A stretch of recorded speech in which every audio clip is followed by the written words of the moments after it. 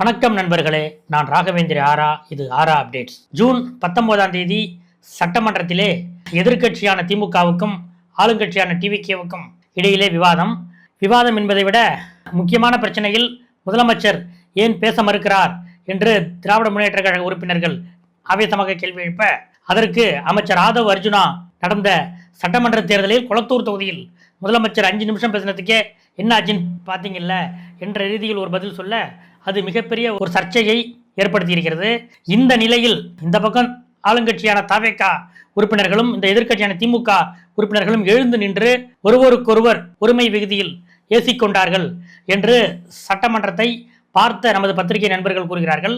இது ஒரு பக்கம் என்றால், இன்னொரு பக்கம் அமைச்சர்கள் சட்டமன்றத்தில் பேசவில்லை, அவர்களுக்கு எதுவும் தெரியவில்லை, இதை வெளியில மக்கள் பார்த்துடக்கூடாது அப்படிங்கிறதுக்காக நேரலையை நிறுத்திட்டாங்க என்று எதிர்க்கட்சி திமுக குற்றம் சொல்லுது. இன்னொரு பக்கம் அமைச்சர்கள் வேறொரு பீதியில் இருக்காங்க அப்படின்றது நாம கோட்டை வட்டாரத்தில் பேசிய போது தெரிந்தது. என்ன பீதி அப்படின்னு கேட்டீங்கன்னா, நாம ஏற்கனவே ஒரு விஷயம் சொல்லியிருந்தோம். அமைச்சர்களோட பிஏக்கள் நியமன விஷயத்தில் இந்த முறை இதுவரை இல்லாத அளவுக்கு கட்டுப்பாடுகள் விதிக்கப்படுகின்றன. அமைச்சர் ஆதவ் அர்ஜுனா இந்த விஷயத்துல பிஏக்கள் விஷயத்துல முற்றிலும் புதிய நடைமுறைகளை அவர் கொண்டு வர்றாரு என்று சில தினங்களுக்கு முன்பு நாமளே அதை பத்தி விவாதித்திருந்தோம், இந்த பிரச்சனையை பத்தி. இந்த நிலையில் ஜூன் 18ஆம் தேதி அமைச்சர்களுடைய பிஏக்கள் பட்டியல் வெளியிடப்பட்டிருக்கு. அதாவது ஒரு அமைச்சருக்கு 3 பிஏக்கள் இருப்பாங்க. Special PA, senior PA, junior PA. இந்த 3 பிஏக்களும் அரசு ஊழியர்களாக இருப்பாங்க. இதை தாண்டி அரசியல் பிஏ, பொலிட்டிக்கல் பிஏ அப்படின்னு அந்த அமைச்சர்களாக அவங்களுக்கு வச்சுக்குவாங்க. ஆனால் இந்த 3 பிஏக்கள் தான் அரசாங்க ஊழியர்களாக இருப்பாங்க. அவர்களுக்கு அவர்களுடைய டிபார்ட்மெண்ட் அங்கே போர்ட்ஃபோலியோ சம்பந்தமாக உதவி செய்வதும், கோப்புகள் எப்படி பார்ப்பது, கோப்புகளில் ஏதேனும் சந்தேகம் இருந்தால் அதை நிவர்த்தி பண்ணுவது, இப்படிப்பட்ட விஷயங்களில் கூட பிஏக்கள் ஒரு முக்கிய பங்கு வகிப்பாங்க. இதே போலதான் ஏற்கனவே இருந்த திமுக ஆட்சி, அதற்கு முந்தைய அதிமுக ஆட்சிகளில் எல்லாம் பிஏக்கள் எப்படி இருப்பாங்கன்னா, புதுசா ஒரு அரசு அமைந்ததும் பப்ளிக் டிபார்ட்மெண்ட் அமைச்சர்களின் பிஏக்களாக யார் யார் இருக்க விரும்புறீங்க அப்படின்ட்டு கால்ஃபார் பண்ணுவாங்க. அதுக்கு அப்ளிகேஷன் போடுவாங்க. அந்த அப்ளிகேஷன் எப்படின்னா, அமைச்சரே, அதாவது ஒரு அமைச்சர் அவருடைய சொந்த சாதி, அவருடைய சொந்த குடும்பம், இப்படிப்பட்ட வகையிலே உறவாக இருக்கக்கூடியவர்கள் எந்தெந்த டிபார்ட்மெண்ட்ல இருக்காங்க, நமக்கு தோதா இருக்கக்கூடியவங்க எந்தெந்த டிபார்ட்மெண்ட்ல இருக்காங்க அப்படின்ற பார்த்து அவங்கள்ட்ட பிடிச்சி நீ எனக்கு பிஏவா இருக்கணும் அப்படின்னு அப்ளிகேஷன் போடு அப்படின்னு சொல்லுவாங்க.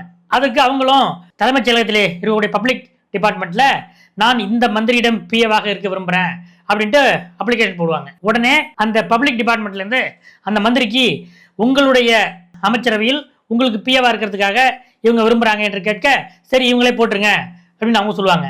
அதன்படி தான் அமைச்சர்களுக்கு பிஏக்கள் ஏற்கனவே திமுக ஆட்சியிலும் சரி அதிமுக ஆட்சியிலும் சரி போடப்பட்டு வந்தன. எப்படின்னா, இது எல்லாமே ஒரு செட்டிங் தான். எனக்கு இவர் தான் பிஏவா வேணும் அப்படின்ட்டு ஏற்கனவே அமைச்சர்கள் முடிவு செஞ்சிருவாங்க. அந்த பிஏக்கள் அவருடைய சமுதாயமோ அவருடைய குடும்பமோ அவருக்கு மிக நெருக்கமான நண்பராகவோ இருப்பாங்க, அரசு ஊழியர்களாக இருப்பாங்க. அவங்க எந்த டிபார்ட்மெண்ட் இருக்கலாம். மேக்சிமம் அமைச்சர் எந்த துறையில் இருக்கிறாரோ அதே துறையை சேர்ந்தவர் தான் இந்த ஸ்பெஷல் பிஏ என்ற கேட்டகரியில் வருவார். ஏன்னா அவர் தான் அந்த டிபார்ட்மெண்ட்ல இருக்கிற நீக்கு போக்கு, நெளிவு செழிவு எல்லாத்தையும் அமைச்சருக்கு கற்றுக் கொடுப்பாரு அப்படின்ட்டு ஒரு தியரி உண்டு. அது உண்மையும் கூட. இப்படிப்பட்ட நிலையில்தான் கடந்த திமுக ஆட்சியில் பிஏக்கள் நிழல் அமைச்சர்களாகவே இருந்து மிகப்பெரிய அளவுக்கு ஆட்டம் ஆடிட்டாங்க அப்படின்ற குற்றச்சாட்டு திமுகவினர் மத்தியிலேயே உண்டு. திமுக நிர்வாகிகளே இப்போ ஸ்டாலின் அந்த விசாரணை பற்றி, அந்த தோல்வி பற்றி ஒரு விசாரணை நடத்தினார்ல, அந்த விசாரணையில பல திமுக நிர்வாகிகள் இந்த அமைச்சரை விட அவங்க பிஏ ஆட்டம் தான் அதிகம் அப்படின்ட்டுலாம் அந்த விசாரணையில அவங்க நிறைய கருத்து வச்சிருக்காங்க. இப்படிப்பட்ட நிலையில் இந்த புதிய ஆட்சியில் பிஏக்கள் எவ்வாறு நியமிக்கப்பட்டிருக்காங்க அப்படின்னா, அதுதான் ஒரு புரட்சியே நடந்திருக்கு அப்படின்னு கோட்டை வட்டாரத்தில் சொல்றாங்க.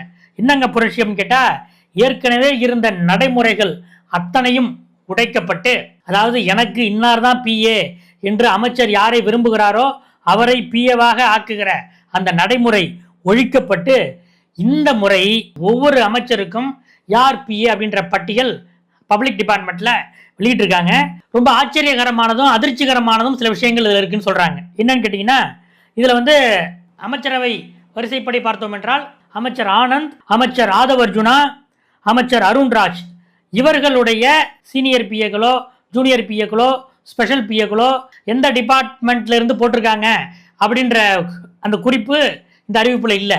அதே போல அமைச்சர் கீர்த்தனா அவர்களுக்கும் அவர்களுடைய special PA junior PA senior PA ஆகியோர் எந்த துறையில் இருந்து நியமிக்கப்பட்டிருக்கிறார்கள் என்ற குறிப்பும் இல்லை.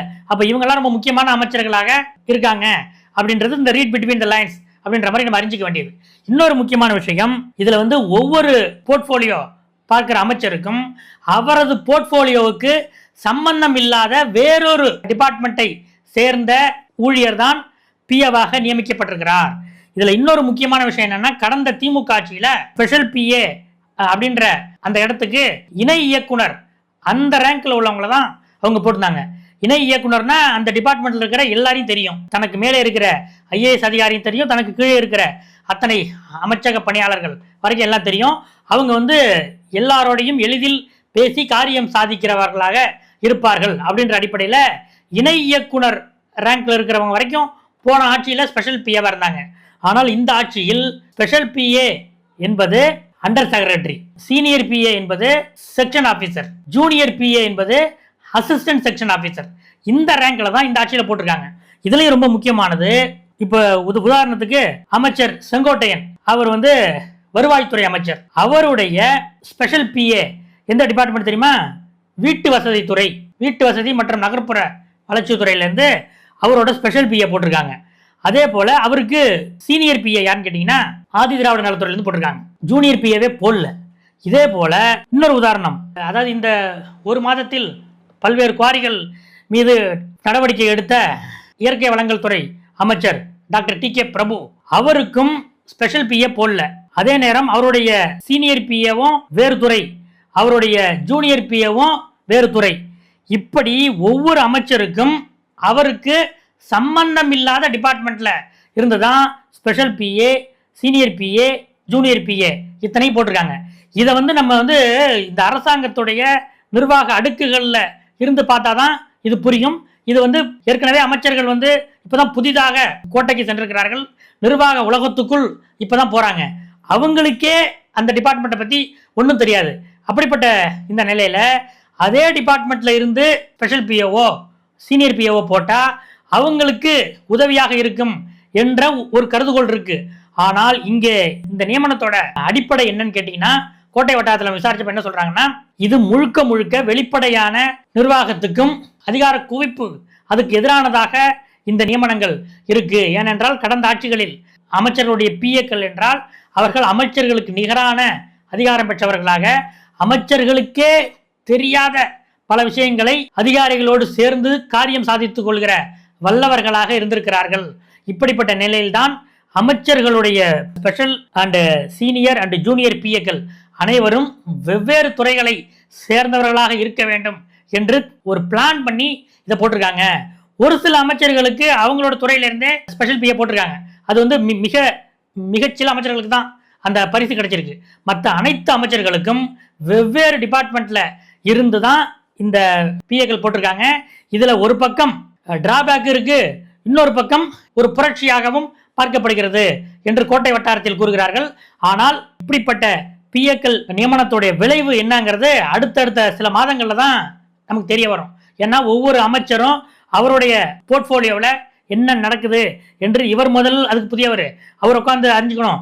அதுக்கப்புறம் ஏற்கனவே அந்த துறை சார்ந்த பிஏக்கள் இருந்தால் இன்னும் அவர்களுக்கு எளிதாக இருக்கும். ஆனால் இப்போது அதுவும் இல்லை. அதனால நிர்வாக ரீதியாக இது என்னென்ன விளைவுகளை ஏற்படுத்தும் என்பதை போக போகத்தான் பார்க்க முடியும் என்று சொல்கிறார்கள். ஒரு பக்கம் பிஏக்களுடைய ஆட்டத்தை ஒடுக்கியாச்சு, இன்னொரு பக்கம் அமைச்சர்களுக்கு மற்ற பிஏக்களுக்கும் இடையிலே வெளிப்படையான ஒரு நிர்வாகம் இருக்க வேண்டும் என்பதற்காக இந்த முடிவு எடுக்கப்பட்டிருக்கிறது என்று கூறுகிறார்கள். இது சரியா அல்லது தவறா என்பது சில மாதங்களிலேயே வெட்ட வெளிச்சமாகிவிடும். இது ஒரு பக்கம்.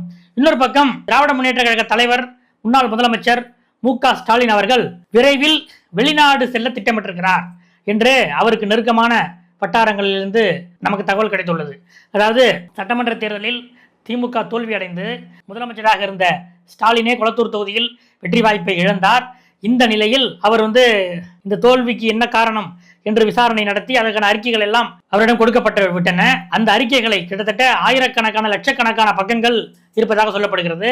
அந்த அறிக்கைகளை ஒட்டுமொத்தமாக ஒவ்வொரு மாவட்டமாக பெறப்பட்ட அறிக்கைகளை தொகுத்து வழங்குகின்ற பணி அது ஒரு பக்கம் நடந்து கொண்டிருக்கிறது. இந்த நிலையில் முன்னாள் முதலமைச்சர் ஸ்டாலின் அவருடைய குடும்பத்தோடு லண்டன் செல்லலாம் என்று ஒரு திட்டத்தில் இருப்பதாக சொல்லப்படுகிறது. ஏற்கனவே அவர் முதலமைச்சராக இருந்தபோதும் லண்டன் சென்றிருக்கிறார். இந்த முறை அவருடைய மகன் உதயநிதி, மாப்பிள்ளை சபரீசன் உள்ளிட்ட அனைவரோடும் லண்டன் செல்லலாம் என்ற நிலையில் ஆலோசனைகள், அதற்கான பயண ஏற்பாடுகள் கூட நடந்து கொண்டிருப்பதாக அவருக்கு நெருக்கமான வட்டாரங்களில் கூறுகிறார்கள். எதற்காக இந்த பயணம் என்றார், ரிலாக்ஸாக இருக்கலாம், மருத்துவ சோதனைகளுக்காக இருக்கலாம் என்று பல்வேறு கோணங்களில் பல்வேறு தகவல்களை நம்மிடம் கூறுகிறார்கள். எது இருந்தாலும் முன்னாள் முதலமைச்சர் ஸ்டாலின் லண்டனில் இருக்கும் போதே திமுகவில் செய்ய வேண்டிய அதிரடி மாற்றங்கள் குறித்து அவர் நிச்சயம் ஆலோசித்து ஒரு முடிவோடு தான் வருவார் என்பது வரைக்கும் இப்போதே அறிவாலய வட்டாரங்களிலிருந்து செய்திகள் வந்து கொண்டிருக்கின்றன. அடுத்தடுத்த அப்டேட்டுகளோடு உங்களை இன்னொரு வீடியோவில் சந்திக்கிறேன். நன்றி, வணக்கம்.